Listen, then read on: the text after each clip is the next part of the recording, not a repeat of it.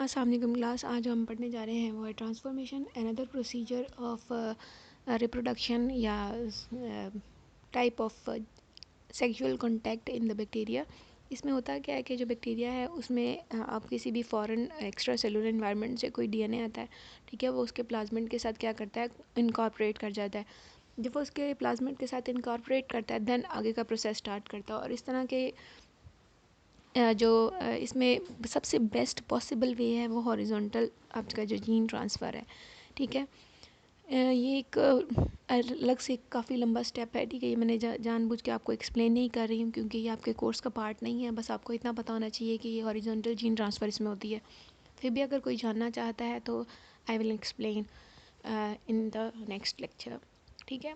इसमें क्या होता है, इसमें जब जो ट्रांसफॉर्मेशन में जो जीन्स आते हैं वो वाले सेल्स होने चाहिए, वो जीन्स होने चाहिए जो कि कॉम्पिटेंट हो, यानी जो कि बैक्टीरिया को आगे जाके उसमें ऐसी वेरिएबिलिटीज़ ला सकें, उसमें ऐसी अडेप्टेशंस ला सकें कि वो अपने जो इन्वायरमेंट है उसके साथ कॉम्पिटेंट हो। अब जो सेल्स उसमें ऑलरेडी प्रेजेंट है, ठीक है, तो उसको उस चीज़ को ट्रांसफॉर्म करने की ज़रूरत ही नहीं है। यानी वो जो अपने काउंटर जो डीएनए उसको मिलता है उससे कॉम्पिटेंट चीज़ें एक्वायर करता है।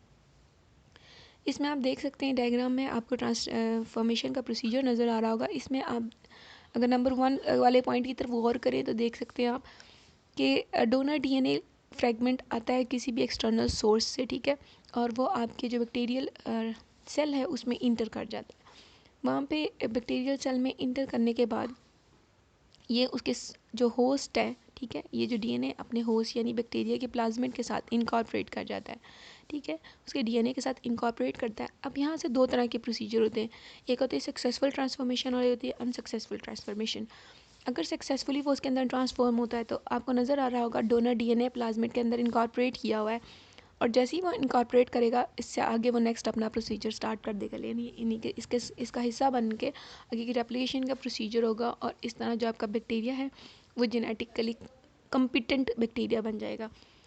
दूसरे केस में आप देख सकते हैं अनसक्सेसफुल ट्रांसफॉर्मेशन में जो आपका डीएनए फ्रेगमेंट आए थे वो आपके डोनर फ्रेगमेंट के साथ इनकॉर्पोरेट नहीं कर पाए। उसकी वजूहत होती हैं कि उसके पास हो सकता है कम्प्लीमेंट्री बेस पेयरिंग ना हो उसके लिए। अगर कम्प्लीमेंट्री बेस पेयरिंग नहीं ना होती, ये इसका मतलब आपको समझ, अगर किसी कुछ बच्चों को समझ में आ रहा होगा, कुछ बच्चों को समझ में नहीं आ रहा होगा। इसका मतलब ये होता है कि जो डोनर डीएनए आ रहा है उसके पास एक स्पेशल टाइप की बेस सीक्वेंस होती है, ATGC, ठीक है, स्पेशल टाइप की सीक्वेंस होती है। तो अगर उसने डोनर जो आपका रेसिपिएंट सेल है, बैक्टीरियल जो डीएनए है, उसके साथ कंबाइन करना, तो उसके पास उसकी अपोजिट बेस पेयरिंग मौजूद होनी चाहिए। कहीं ना कहीं पूरे उसके डीएनए में कोई ना कहीं वो बेस पेयरिंग मौजूद होनी चाहिए ताकि वो उसके साथ कंबाइन इनकॉर्पोरेट कर सके। तो अगर उसको वो नहीं मिलेगी तो वो इनकॉर्पोरेट नहीं कर पाएगा और इस तरह ट्रांसफॉर्मेशन जो है ना वो सक्सेसफुल नहीं रहेगी। इस केस में क्या होगा कि जो सेल है वो आपके जो डीएनए, जो फॉरेन डीएनए आया था, उसको क्या कर देगा, फ्रेगमेंट में कन्वर्ट करके उसे डिग्रेड कर देगा। अच्छा जी, यहाँ पे ना आपको डायग्राम में दो तरह की चीज़ें नज़र आ रही होंगी। एक है ट्रांसफॉर्मेशन विद डीएनए और एक आपको नज़र आ रहा होगा ट्रांसफॉर्मेशन विद प्लाज्मिड। यानी जो डीएनए है विद डीएनए, तो मैं आपको पहले भी समझा चुकी हूँ, वही वाला प्रोसेस है। यानी डीएनए आए बैक्टीरियल क्रोमोसोम में इनकॉर्पोरेट करे, ठीक है, वो जो आपका बैक्टीरियल सेल है वो उस डीएनए को अपटेक करे उसका, ठीक है। दो केसेस फिर आगे बनते हैं कि या तो वो उसमें स्टेबल ट्रांसफॉर्मेशन हो जाए या उसमें अनसक्सेसफुल ट्रांसफॉर्मेशन हो जाए। यानी या तो वो जो डीएनए वो आपके बैक्टीरिया का हिस्सा बन जाए बैक्टीरियल क्रोमोसोम का, या वो उसका हिस्सा ना बन पाए और डिग्रेड होकर रिमूव आउट हो जाए। दूसरी चीज़ है प्लाज्मिड। यानी आप क्या करें, बैक्टीरियल जो सेल है उसको पूरा का पूरा प्लाज्मिड दे दें। इसमें दो प्रोसीजर नहीं होते, इसमें सक्सेसफुल ट्रांसफॉर्मेशन होती है, यानी वो जो प्लाज्मिड है वो आपके बैक्टीरिया के पार्ट बन जाता है। ट्रांसफॉर्मेशन का जो बेसिक प्रोसीजर है, जो बेसिक मकसद है वो ये है कि हम बैक्टीरिया जो सेल है उसको कॉम्पिटेंट बना रहे हैं, उसको ऐसे जीन्स प्रोवाइड कर रहे हैं, ऐसे जीन्स उसमें इंसर्ट हो रहे हैं कि वो अब एक नया टाइप ऑफ नया टाइप ऑफ बैक्टीरिया बन गया।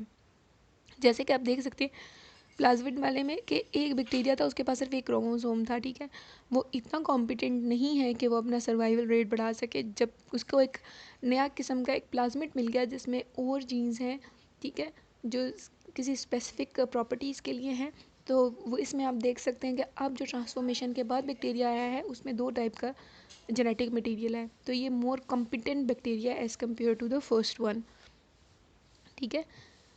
नेकेड डीएनए होता क्या है, ये वो फ्रेगमेंट्स ऑफ डीएनए या प्लाज्मिड के जो फ्रेगमेंट्स हैं जो कि डैमेज या डाइंग सेल से आपके मतलब जो एंड पे मैंने बात की थी ना आपके पास सक्सेसफुल ट्रांसफॉर्मेशन में जब आपके पास जो सेल्स हैं, ठीक है, वो रिमूव हुए थे, तो वो जो मतलब जो कि आपके डीएनए ने नहीं लिए थे, तो ठीक है उसको फ्रेगमेंट में कन्वर्ट करके उसको रिमूव कर दिया था। इसी तरह कभी कभी प्लाज्मिड जो प्लाज्मिड का अगर आप पार्ट लेके उसको करवा रहे हैं, ठीक है, फुल प्लाज्मिड नहीं उसका पार्ट आपने लिया है, या जब जो इनकॉर्पोरेट हुआ उसका कुछ पार्ट जो है वो डैमेज हो जाए तो उसको रिमूव कर दिया जाता है।